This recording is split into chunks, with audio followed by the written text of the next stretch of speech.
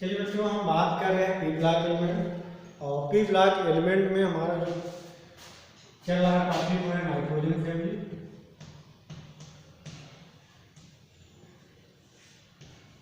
Nitrogen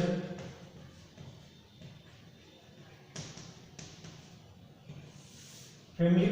तो यदि आपका नाइट्रोजन फैमिली अगर आपको चीज़ें समझ में आ गई बच्चों, फिर आगे आपको ऑक्सीजन फैमिली, हाइड्रोजन फैमिली या नोबल गैस में प्रॉब्लम नहीं हुई। क्योंकि जो कंसेप्ट यहाँ पे लगेगा वही कंसेप्ट वहाँ पे भी फॉलो होगा। इसलिए इस कंसेप्ट को आप लोग अच्छे से समझते जाइए और जो भी डाउट हो वो आप उसको क्लियर करते जाइए। तो चलिए सबसे पहले हम बात करने जा रहे हैं स्ट्रक्चर के बारे में। स्ट्रक्चर, तो यहाँ पे सबसे पहले बात करें NH3 CH3 AS H3 SB H3 BiH3। यहाँ पे आपका नाइट्रोजन होगा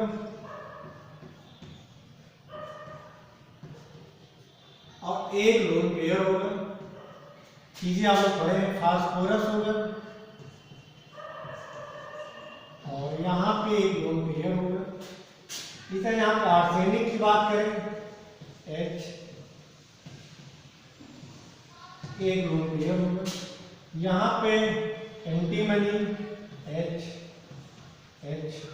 यहाँ पे लोन पेयर, और यहाँ पे आपका बिस्मथ दिया गया है H। यदि हम बात करें तो अमोनिया, फास्फेट जैसे हाइड्राइड दिए गए हैं, नाइट्रोजन हाइड्राइड, फास्फोरस हाइड्राइड। यदि हम बात करें यहाँ पे हाइब्रिडाइजेशन की बात करें, क्या होगा बच्चों? sp3 होगा। और यदि इसके शेप के बारे में बात करें, इसका जो शेप क्या होगा वो आपका पिरामिडल होगा। केमिकल बॉन्डिंग चैप्टर पढ़े हैं, पिरामिडल होगा, means M X X X lone pair. तीन बॉन्ड पेयर है और एक लोन पेयर है।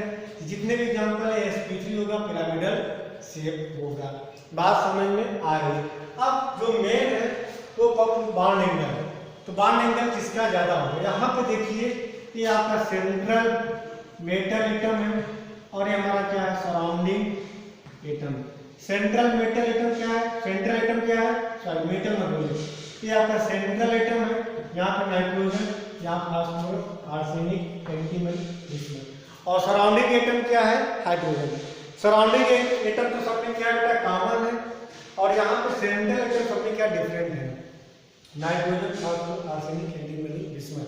तो याद करिए, मैंने बताया था कि जब सराउंडिंग एटम सेम हो और सेंट्रल एटम डिफरेंट हो, उस केस में bond angle directly proportional to electronegativity of central atom.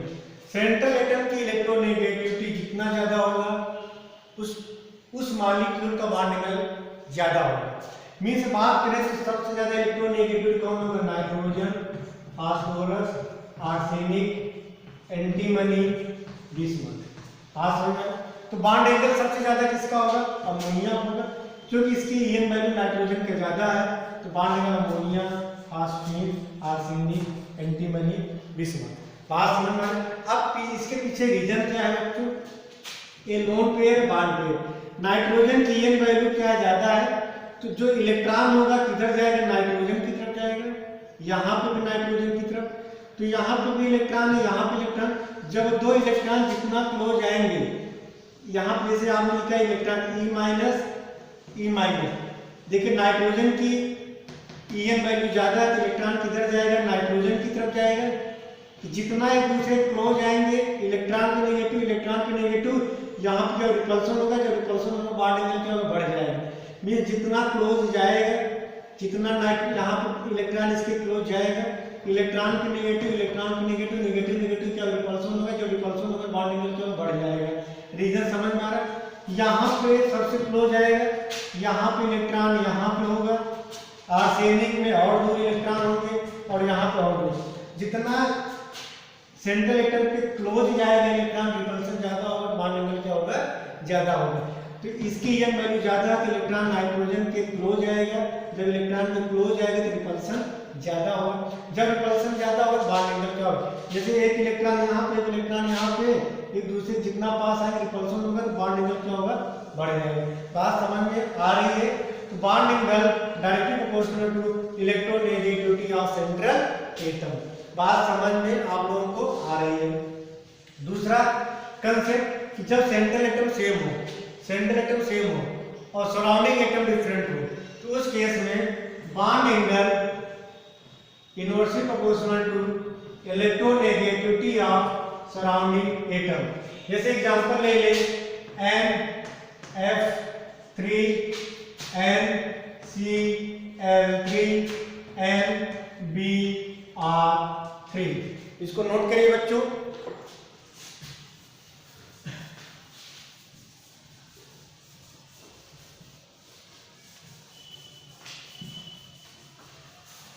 चलिए यहां पे देखिए क्या दिया गया है,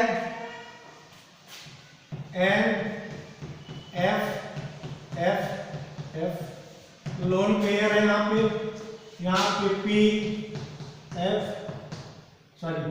Cl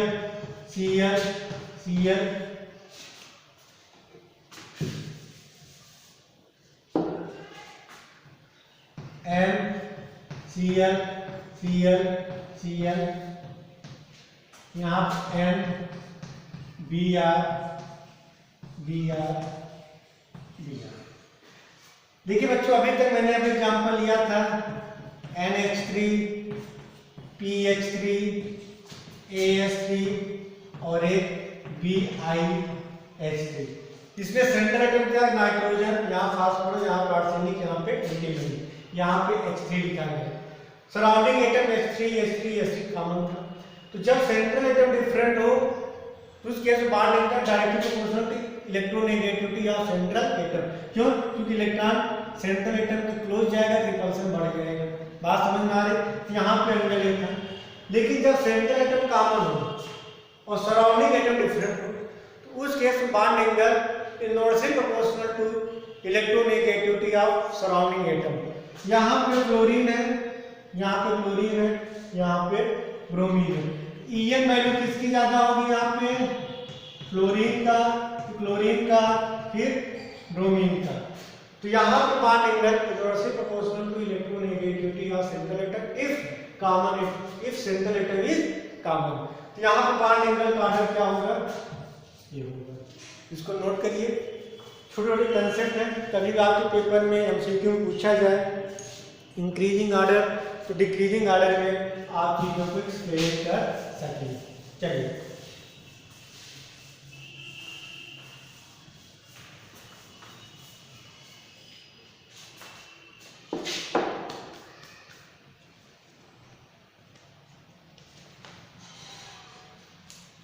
अगला हेडिंग डालिए बच्चों, बॉइलिंग पॉइंट। हेडिंग डालिए बॉइलिंग पॉइंट।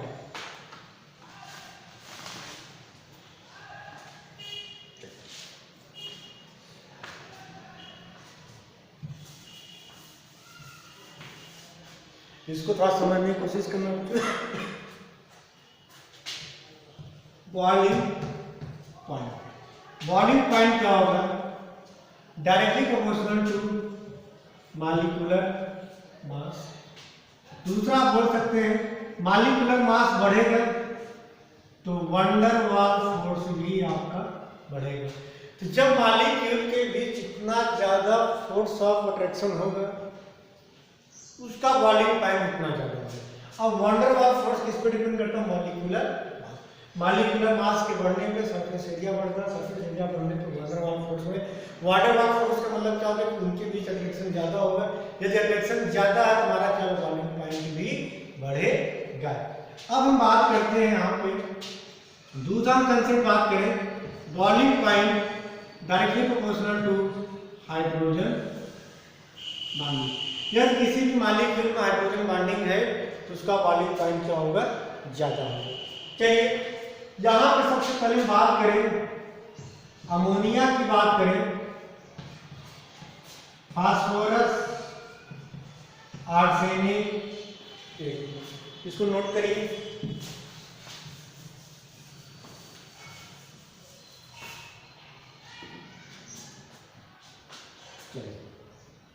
यहाँ पे लिखा गया NH3, यहाँ पे लिखा है PH3, यहाँ पे लिखा है AS3, यहाँ पे लिखा है SbH3 और यहाँ पे लिखा है BiH3।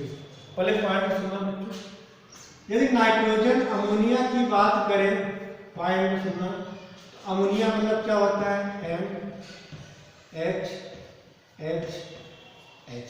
ये होता है, पहले इसको नोट करिए। और यहाँ पे लिख दिए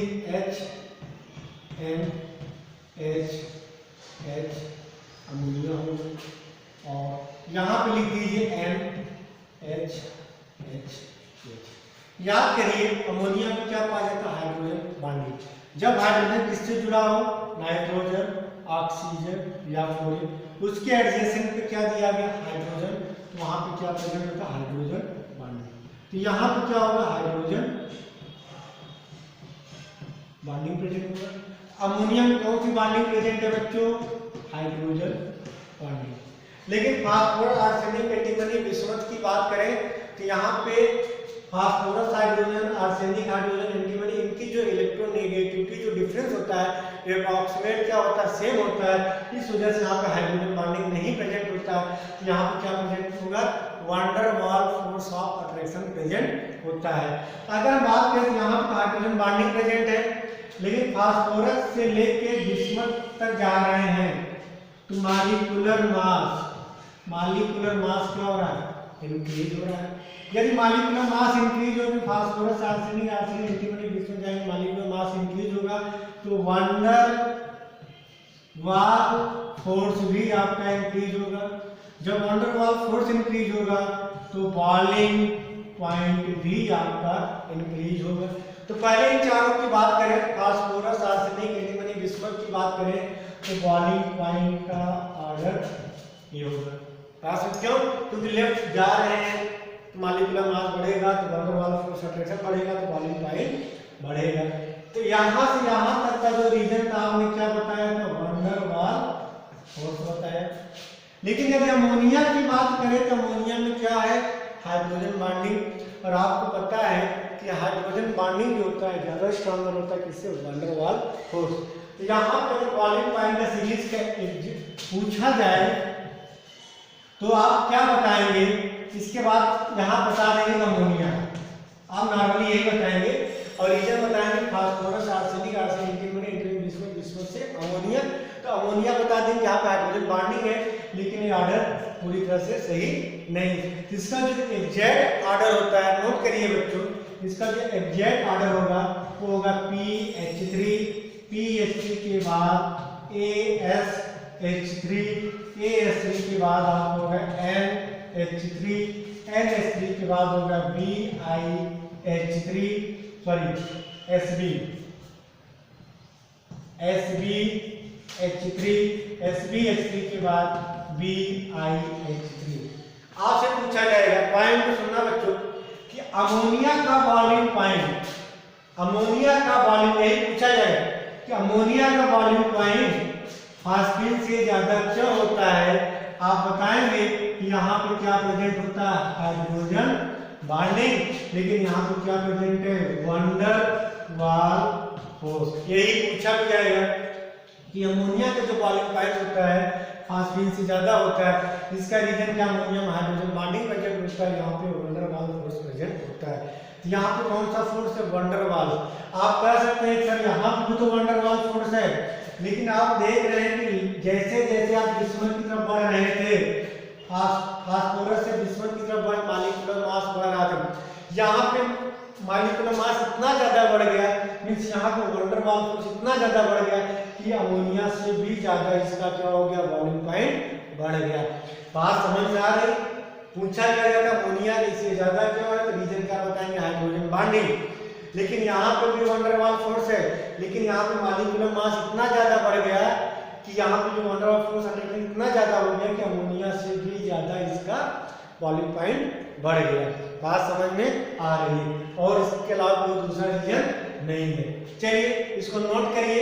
अगले पॉइंट पे हम बात करते हैं, मेल्टिंग पॉइंट पे डिस्कशन कर लेते हैं। इस पे डिस्कशन करेंगे बच्चों मेल्टिंग पॉइंट पे।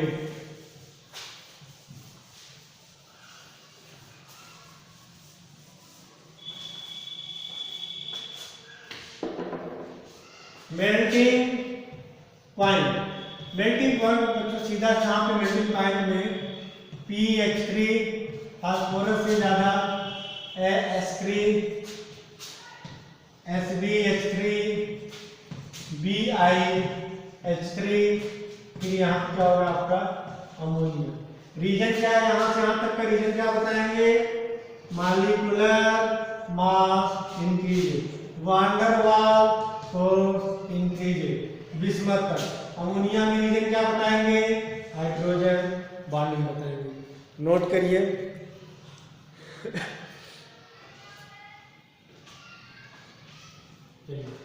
नोट कर लिए होंगे, नोट करिए, फिर आगे चलते हैं।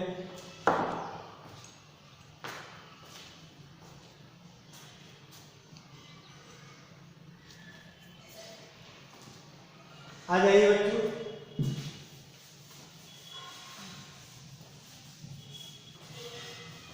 चलिए आपसे पूछा जाता है कि अमोनिया जो होता है वाटर सॉल्यूबल होता है, लेकिन PH3 जो होता है वाटर इनसॉल्यूबल क्यों होता है।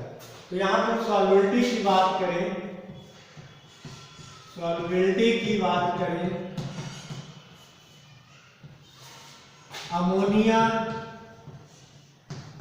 वाटर सॉल्यूबल होता है, लेकिन PH3 वाटर इनसॉल्यूबल क्यों होता है। इसका रीजन क्या है,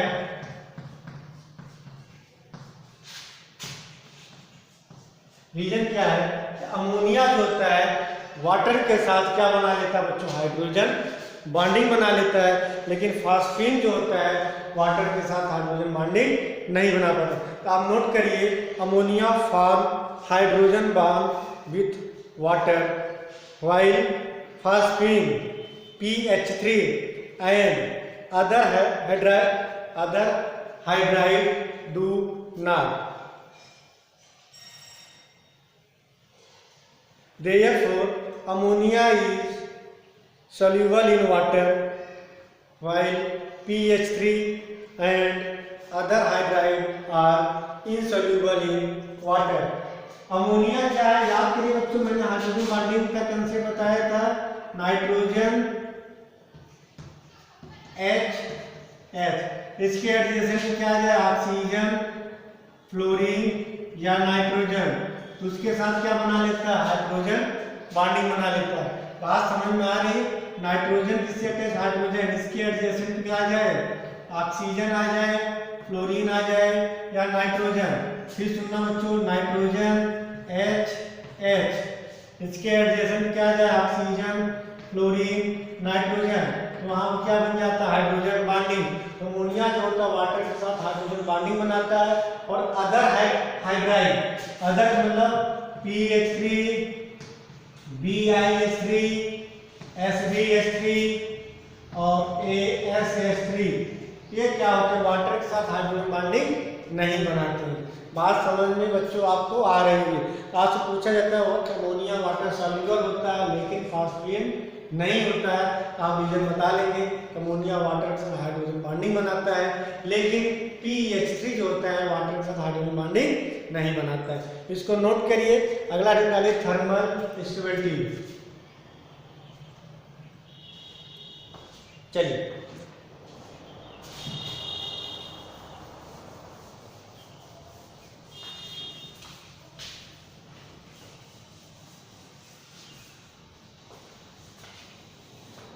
थर्मल स्टेबिलिटी का मतलब क्या होता है, पॉइंट सुनना बच्चों। थर्मल स्टेबिलिटी देखिए, अगर आप नॉर्मली समझने की कोशिश करना, जैसे दो चार्ज है, थर्मल स्टेबिलिटी मतलब क्या होता है, जो हीट देने पे आसानी से ब्रेक ना हो। बात थर्मल स्टेबिलिटी का मतलब होगा कि हीट देने पे जो इजीली ब्रेक नहीं होता है उसकी थर्मल स्टेबिलिटी क्या होती है, ज़्यादा होती है। थर्मली क्या स्टेबल, कुछ ऐसे रिएक्शन होते हैं जो नॉर्मल टेम्परेचर पे उसके बॉन्ड क्या होते हैं, टूट जाते हैं, वो हमारे क्या थर्मली अनस्टेबल। कुछ ऐसे मॉलिक्यूल होते हैं जिनको आप हाई टेम्परेचर देते हैं तब जाकर बॉन्ड टूटता है, तो क्या कहलाता है, थर्मली स्टेबल कहलाता है। सीधा सा कंसेप्ट समझो, यदि जो कम टेम्परेचर पे या लो टेम्परेचर पे टूट जाए वो कहलाएंगे थर्मली अनस्टेबल, जो हाई टेम्परेचर पे टूटे वो कहलाएंगे थर्मली स्टेबल। बात समझ में आ रही? अब समझना, जैसे एक चाक है, दो चाक लिए, छोटा चाक, इनके बीच का बॉन्ड लेंथ क्या है, कम है। बात सुनो, ये दूसरा चाक है, इनके बीच का बॉन्ड लेंथ क्या ज़्यादा है। अगर आपको इस चाक को तोड़ना हो और इसको ब्रेक करना, इसको ब्रेक करना, इसको ब्रेक करना, इजीली कौन ब्रेक होगा, ये वाला तुरंत क्या होगा, ब्रेक हो जाएगा। क्यों? क्योंकि इसका बॉन्ड लेंथ क्या है, ज़्यादा है। यदि बॉन्ड लेंथ ज़्यादा है इसका बॉन्ड स्ट्रेंथ क्या होगा, कम होगा। लेकिन यदि आपको इस चाक को ब्रेक करना हो, इस चाक को आपको ब्रेक करना है, स्मॉल चाक है, इसका बॉन्ड लेंथ क्या है, स्मॉल है। जब बॉन्ड लेंथ आपका स्मॉल होगा तो बॉन्ड स्ट्रेंथ क्या होगा, ज़्यादा होगा। तो इसको ब्रेक करने के लिए आपको बहुत ज़्यादा हीट या बहुत ज़्यादा एनर्जी देनी पड़ेगी। बात समझ में आ गया होगा? अब तो कंसेप्ट समझ में आ गया होगा कि बॉन्ड लेंथ ज़्यादा होने पे इजीली ब्रेक हो जा रहा है, बॉन्ड लेंथ छोटा होने पे इजीली ब्रेक नहीं हो रहा है। तो यहाँ पे समझने की कोशिश करना बच्चों। तो थर्मल स्टेबिलिटी की बात करें, यहाँ पे लिखा गया NaHH, यहाँ पे लिखा गया PHH, यहाँ पे लिखा है आर्सेनिक, यहाँ पे लिखा है SbH, यहाँ पे क्या है बिस्मथ, H। अब बताइए बच्चों, हाइड्रोजन सब में कॉमन है, लेकिन लेफ्ट जैसे हम नाइट्रोजन से बिस्मथ की तरफ जा रहे हैं, एटॉमिक साइज क्या हो रहा है,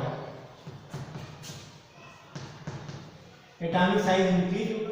एटॉमिक साइज इंक्रीज का मतलब क्या हो रहा है, बॉन्ड लेंथ आपका इंक्रीज होगा, बॉन्ड लेंथ नाइट्रोजन, क्योंकि आप देखिए बताएं बेटा, ऊपर से नीचे आते साइज क्या होगी, इंक्रीज। जब बॉन्ड लेंथ आपका इंक्रीज होगा तो बॉन्ड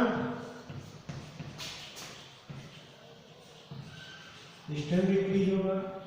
पास यदि आप बॉन्ड लेंथ इंक्रीज हो रहा है तो बॉन्ड यहाँ पे होल लेंथ क्या होगी, वीक होगा, आसानी से टूट जाएगा, फिर थर्मली क्या होगा, अनस्टेबल होगा।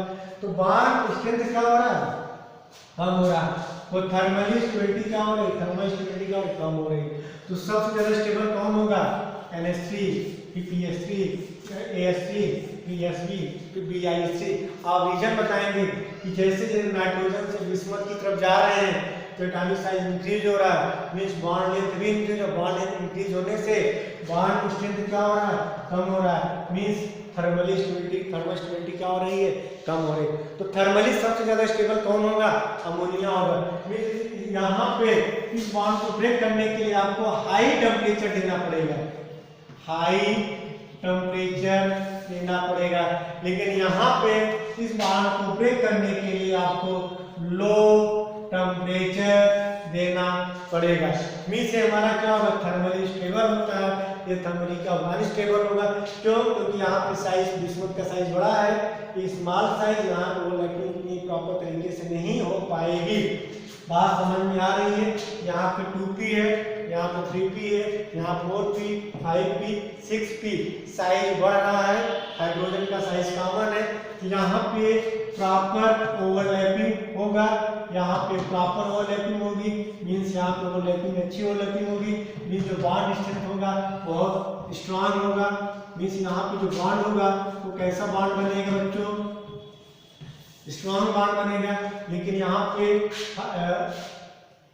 2p, 3p, 4p, 5p, 6p, यहाँ पे 6p है, यहाँ पे जो बॉन्ड बनेगा कैसा बॉन्ड बनेगा, वीक बॉन्ड बनेगा। तो यहाँ थोड़ा सेक देंगे टूट जाएगा, लेकिन यहाँ ब्रेक करने के लिए आपको हाई टेम्परेचर देना पड़ेगा। बात आपको समझ में आ रही है बच्चों, इसको नोट करिए पहले आप लोग।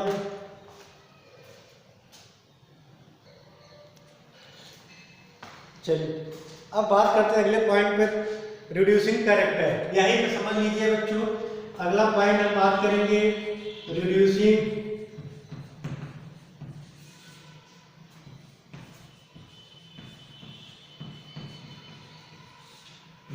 कैरेक्टर के बारे में हम बात करने जा रहे हैं। पॉइंट को सुनना बच्चों, रिड्यूसिंग कैरेक्टर। रिड्यूसिंग कैरेक्टर का मतलब क्या होता है कि जो आसानी से हाइड्रोजन क्या करे, लिबरेट कर दे। बात को सुनना बच्चों, रिड्यूसिंग कैरेक्टर का मतलब क्या होता है कि जो आसानी से हाइड्रोजन क्या करे, रिड्यूस करे, लिबरेट करे। मीन्स रिड्यूसिंग का मतलब होगा जो आसानी से हाइड्रोजन दे दे, उसका रिड्यूसिंग कैरेक्टर क्या होगा, ज्यादा होगा।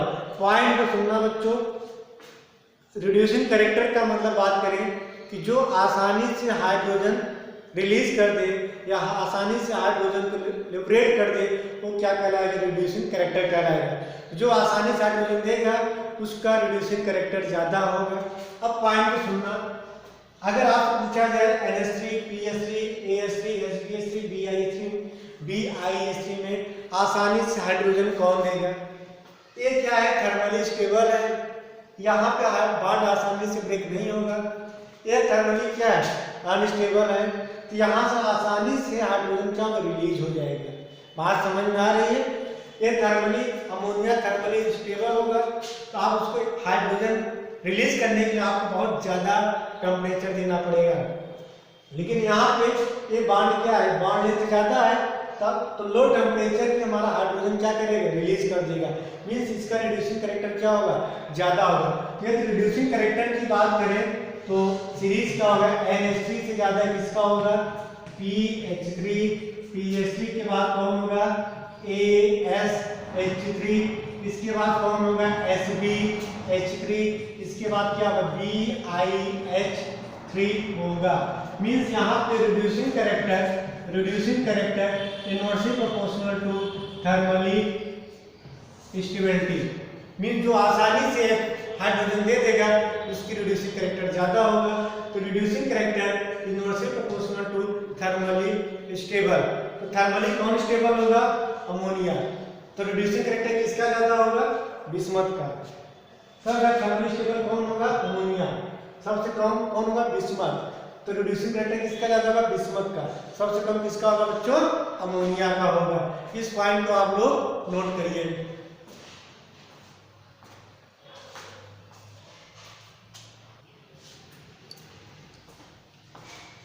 चलिए अगले पॉइंट में बात करते हैं तो बेसिक कैरेक्टर के बारे में।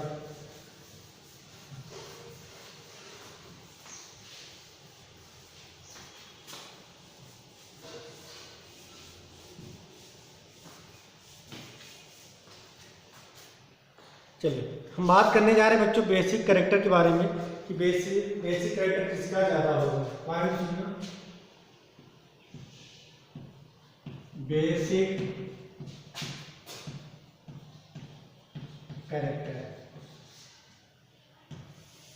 यदि बेसिक कैरेक्टर की बात करें तो सबसे ज्यादा अमोनिया होगा। अमोनिया के बाद फास्फोरस होगा। फास्फोरस के बाद आर्सेनिक होगा। आर्सेनिक के बाद एंटीमनी होगा। और एंटीमनी के बाद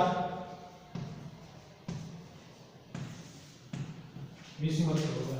पॉइंट सुनिएगा, सब ज्यादा अमोनिया का, फिर फास्फोरस, फिर आर्सेनिक, फिर एंटीमनी, फिर बिस्मथ। पहले इसको नोट करिए, फिर इसको थोड़ा एक्सप्लेन करते हैं, चीजों आपको समझ में आ जाएंगी।